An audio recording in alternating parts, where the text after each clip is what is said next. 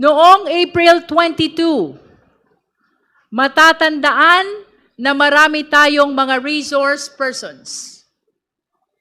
Ang Ombudsman, ang Anti-Money Laundering Council or AMLC, ang Securities and Exchange Commission or SEC, at ang Bureau of Internal Revenue o BIR.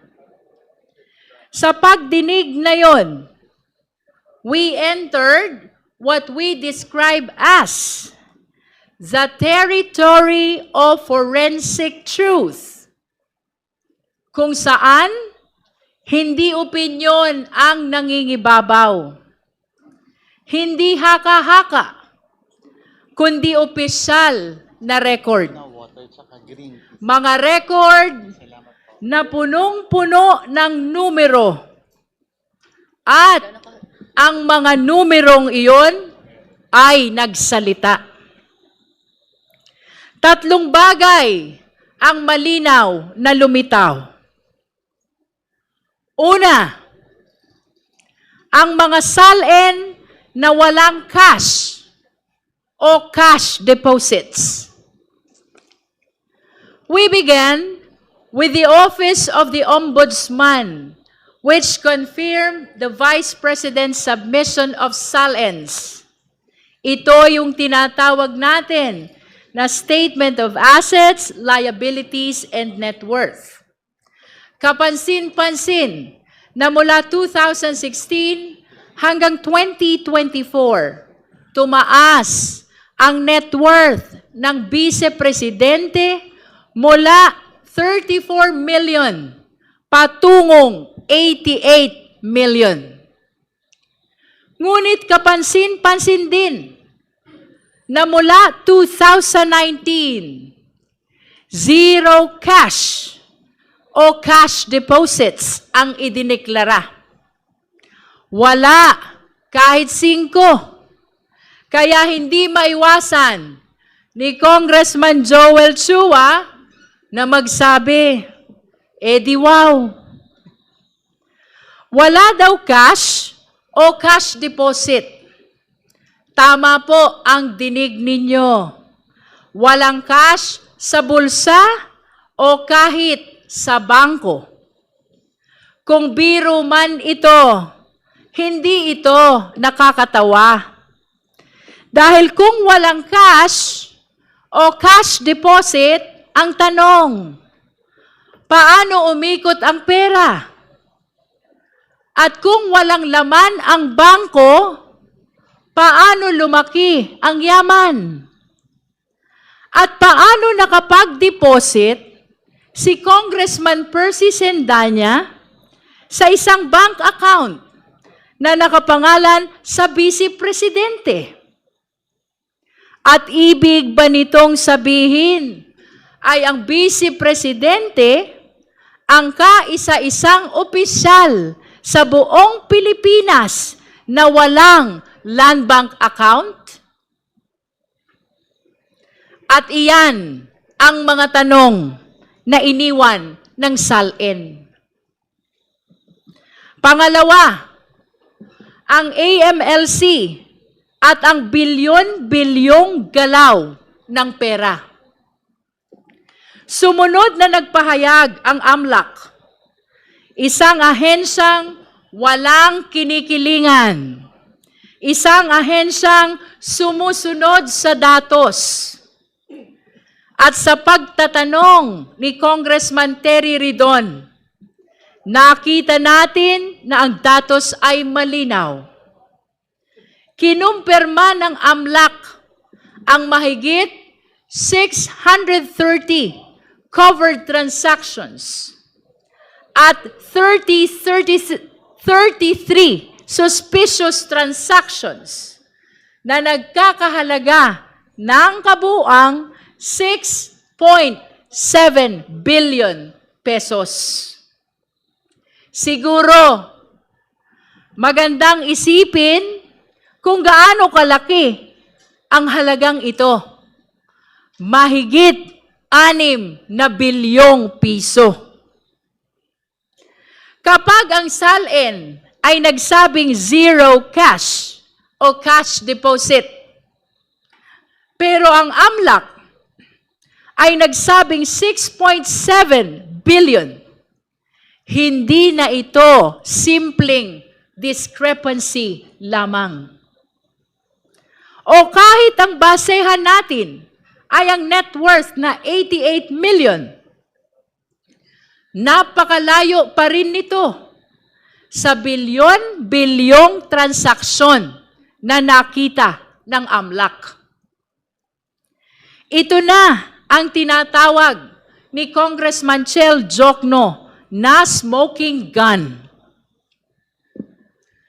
Pangatlo, ang mga paratang ni dating Senator Sonny Trillanes na nakumpirma. 10 taon, ganyan katagal ang hinintay ni Senator Trillanes.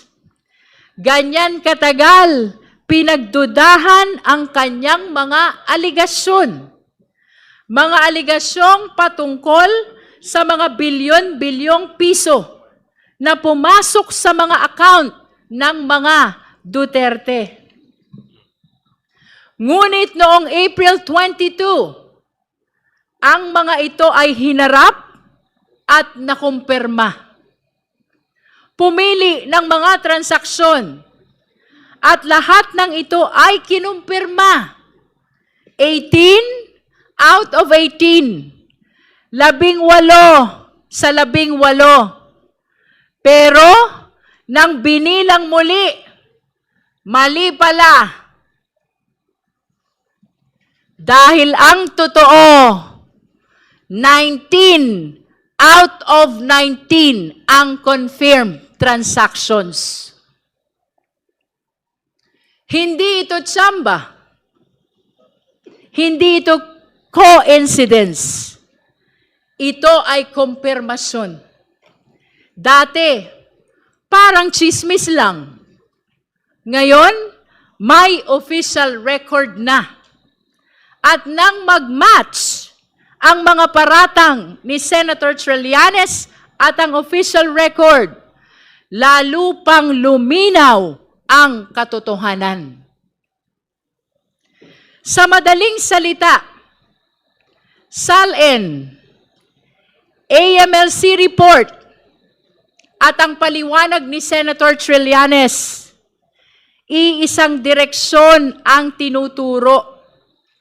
At gaya ng sinabi ni Deputy Speaker J.J. Suarez, hindi talaga tumutugma ang kwento sa kwenta. At sa puntong yun, mabigat ang binitiwang tanong ni Congressman Benny Abante. Sinasabi nyo, simpleng buhay, pero paano naging simple kung milyon-milyon ang payout? Dito sa milyon-milyong payout, may mga pangalan na nabanggit. Mga pangalang hindi basta-basta makakalimutan. Names like Michael Yang and Sammy Uy. These are not ordinary names. Lalo na dahil napakalaking pera ang pinag-uusapan. At base sa pahayag ni Senator Trillanes, merong pahiwatig na isang pattern, isang sistema. At dahil dito, dapat magkaroon pa ng mas malalim pa na investigasyon. Kailangang tukuyin ang buong lawak ng network na ito. Kung sino ang sangkot. Paano gumalaw ang pera? Saan ito nagmula? Hindi ito pwedeng baliwalain. This warrants a separate, focused, and full-scale investigation. In this light, we humbly invite the attention of the AMLC, the NBI, the DOJ, and the Ombudsman. At pagkatapos ng diskusyon patungkol sa SALN, sa AMLC report, at sa pahayag ni Senator Trillanes, tumuloy tayo sa ibang ebidensya. We also examined corporate records through the SEC. At ang bumuluga sa atin ay isang malinaw na palaisipan. Nakita natin na may kumpanyang nabanggit sa SALN na hindi naman kinikilala ang Vice Presidente bilang stockholder. Napaisip tuloy tayo na baka ang mga pangalang nakalista ay mga anino o dami lamang. Mayroon namang isang kumpanya na nagmamalaki ng gross income. Daang-daang milyon. Ngunit ang profit margin ay tila nakapagtataka. Less than 1%. Habang ang ibang kumpanya naman ay wala talagang kita at puro net losses. Sa gitna ng pagtatanong ni Congressman Lordan Suwan, nakita natin na mayroon ding isang kumpanya kung saan aktibo ang Vice Presidente bilang stockholder at board member. Kaya bumabalik ang tanong, maaari ba na maging aktibo sa negosyo ang isang nakaupong Vice Presidente? Maaari ba na maging public servant sa umaga at negosyante sa gabi? At pagkatapos ng mga usaping ito, dumako tayo sa kahon. Isang selyadong kahon mula sa BIR. Punong-puno ng ebidensya. Ngunit nananatiling sarado, nananatiling selyado. Nandyan daw ang mga report ng Vice Presidente sa kanyang mga kinita sa mahabang panahon. Ibig sabihin, kung hindi may paliwanag ang bilyong-bilyong transaksyon na nakita ng AMLC, nasa loob kaya ng kahon na iyan ang paliwanag? Marahil ay pwedeng pag-isipan kung ang SALN ay nagsasabing walang cash at cash deposit at 88 million ang laman ng kabuang net worth. Paano ito itatapat sa report ng AMLC na nagpapakita ng mga transaksyon na umaabot sa bilyon-bilyong piso? At kung ang negosyo ay lugi, ayon sa SEC, at ang sahod bilang Vice Mayor, Mayor, at Vice Presidente ay hindi naman aabot sa 100 milyon, saan? Saan ang galing ang bilyon-bilyong transaksyon? Ang tanong, mga iginagalang na mambabatas, mga minamahal nating kababayan, ang tanong, nasa loob ba ng kahon ang kasagutan? Bagamat pansamantalang ipinagpaliban ang pagbukas ng selyadong kahon, malinaw sa ating lahat, ang kahong iyan ay hindi lamang kahon ng papel. Iyan ay kahon ng napakaraming katanungan. Katanungan na dapat sagutin at dapat suriin sa tamang panahon. Pagkatapos ng mga revelasyong ito, agad-agad nag-react ang kampo ng Vice Presidente. Muli, 3 punto ang malinaw sa reaksyon nila. Una, sabi ng mga abogado, Handa raw sumagot ang Vice Presidente. Handa raw siyang humarap, pero sa Senado.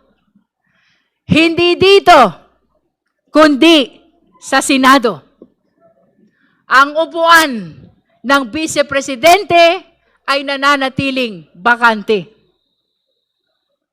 Napaisip tuloy tayo, kung doon siya sasagot, hindi ba't kinikilala na rin niya na meron ng sapat na ebidensya dito at patungo na talaga sa Senado ang kasong ito?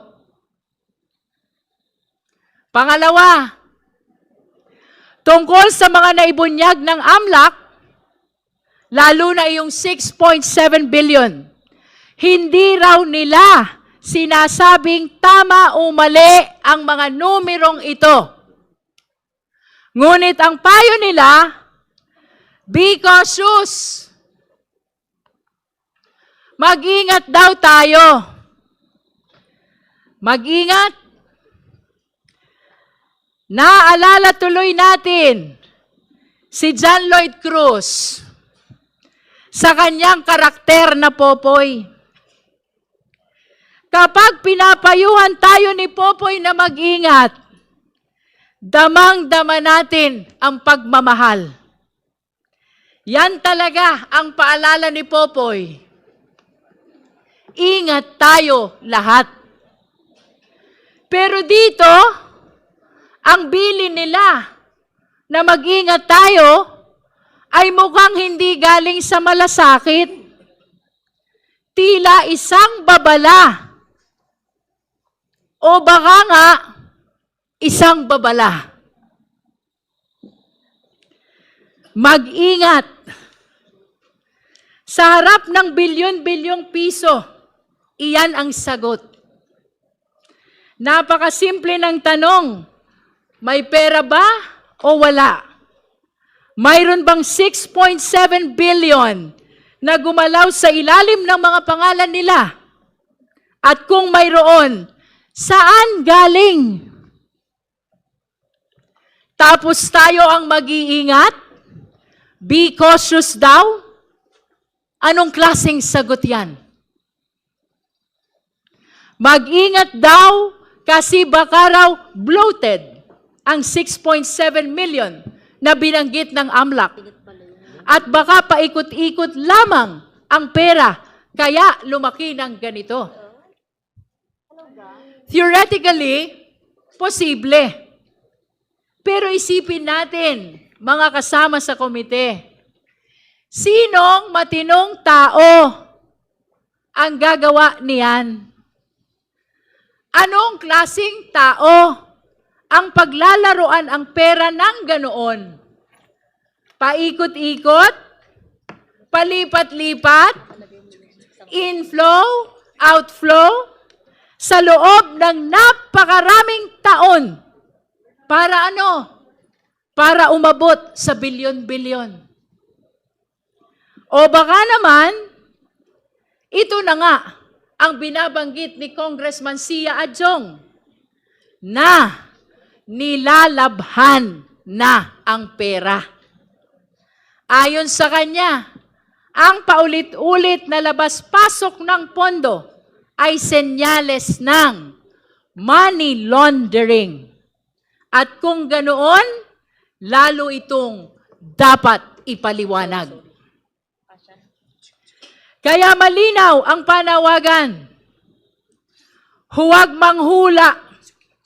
Huwag mag-assume. Ang Vice Presidente mismo ang dapat magpaliwanag. Kung walang tinatago, buksan ang records. Ipakita ang accounts. Pero bakit hindi ginagawa? Bakit patuloy ang pag-iwas? At ang pangatlo, sa reaksyon ng defense team, ito na nga, may bagong reklamo na naman daw na inihain sa Office of the City Prosecutor. Bagamat wala pa tayong natatanggap na opisyal na kopya ng nasabing reklamo, let me say this, handa tayong harapin ito. Pero pansinin natin, kung totoo ang mga ulat, ang tinutumbok ng reklamo ay ang sabina natin at ang proseso ng paglabas ng AMLAC report, hindi ang nilalaman ng AMLAC report. Klaro, hindi itinatanggi ang mga bilyones na nabanggit sa AMLAC report. At tila inaamin na may bilyon-bilyon talagang tinatago. At ang tanging reklamo lamang, bakit ninyo kami binulabog? Magreklamo na sila hanggat gusto nila. Ngunit hindi nito mababago ang isang simpleng katotohanan. Ang konstitusyon ang pinakamataas na batas. At ayon sa konstitusyon, lahat ng opisyal ay dapat may pananagutan sa taong bayan sa lahat ng oras. Anumang limitasyon na nilikha ng ordinaryong batas kasama ng Bank Secrecy Law ay hindi maaaring manaig laban sa mandato ng konstitusyon para sa public accountability. At tayo sa komiting ito, ang boses ng utos na iyan. Kaya nga, pwede tayo mag-issue ng nararapat na sabina at lalo na sa kaso ng impeachment, pwede nating hingiin ang report ng Anti-Money Laundering Council. Mga kagalang-galang na mambabatas, mga minamahal na kababayan, dagdagan pa natin ito and listen to this. Hindi nilikha ang Bank Secrecy Law para maging taguan ng hindi maipaliwanag na yaman. Ang layunin ng Bank Secrecy Law ay protektahan ang lehitimong deposito. Hindi pagtakpan ang kahinahinalang galaw ng bilyon-bilyong piso. Ang papel ng AMLAC ay siyasatin ang mga kahinahinalang transaksyon at iulat ang mga ito sa kinauukulan dahil ang pagpapalabas ng katotohanan ay hindi paglabag, kundi pagsunod lamang sa mas mataas na prinsipyo ng pananagutan. If there is nothing to hide, there is no reason to hide. There is no reason to obstruct. The only people who fear the disclosure of these transactions are those with dirty secrets. Transparency is the only response of those with integrity. Everything else is just an excuse. At tandaan natin, dati pa nilang sinubukan na harangin sa kagalang-galang na Korte Suprema ang kapangyarihan ng komite na mag-issue ng sabina. Pero hanggang ngayon, walang temporary restraining order o kahit direktiba galing sa Supreme Court. Kaya malinaw, we shall proceed. At yan ang tatlong bagay na ginawa nila. Una, nagdeklara sila na handa silang sumagot sa Senado. Pangalawa, sinabihan tayo na mag-ingat daw tayo. At pangatlo, ang pag-file ng panibagong reklamo laban sa atin. At ngayon, narito na tayo sa puntong ito. April 29, itutuloy natin ang pagdinig. Kung ang nakaraan ay tungkol sa numero, ang pagdinig ngayon tungkol sa pagkatao. Hindi lamang kung saan napunta ang pera, kundi sino ang may hawak nito. Hindi lamang transaksyon, kundi ang intensyon. Today, this committee will therefore continue its pursuit of the truth. Sisimulan natin sa selyadong kahon na galing sa BIR. Isang kahon na naglalaman ng mga dokumento na maaaring magbigay linaw sa mga katanungan natin. Pero hindi tayo titigil dyan. Dahil pagkatapos niyan, pupunta tayo sa mas malalim at nakababahalang usapin. We will examine allegations involving threats, intimidation, possible violence, destabilization. Ang paratang na, kung totoo, ay hindi lamang nakakaalarma, kundi lubhang mapanganib para sa ating lahat. May mga video, may mga salita, may mga pahayag na kailangang patunayan.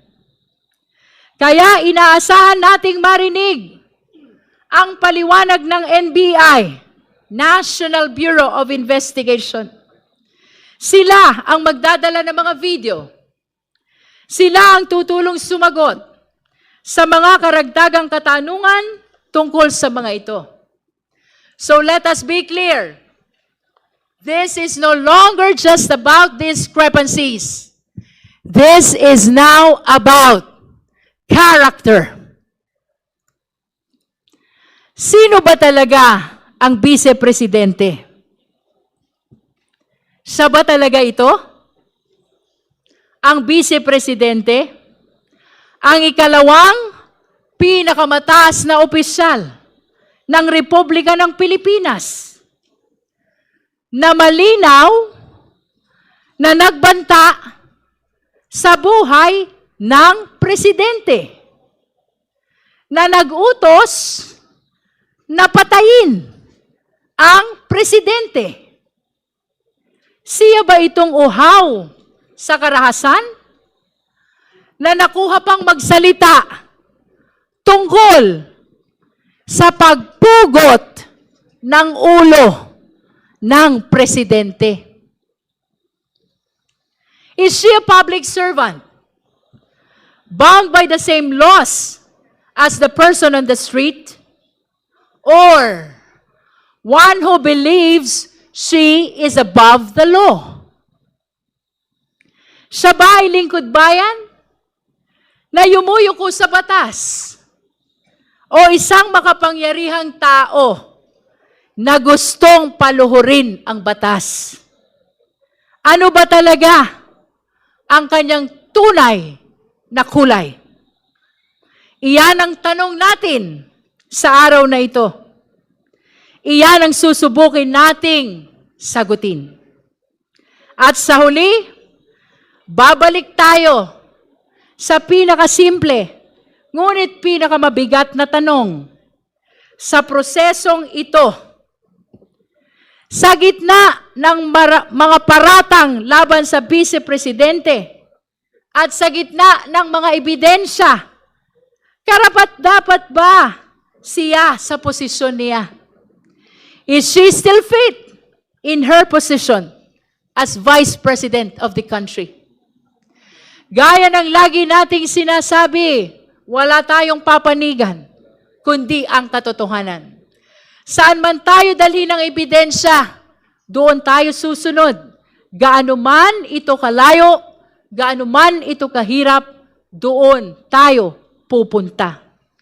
Our mandate is clear. Our resolve is firm.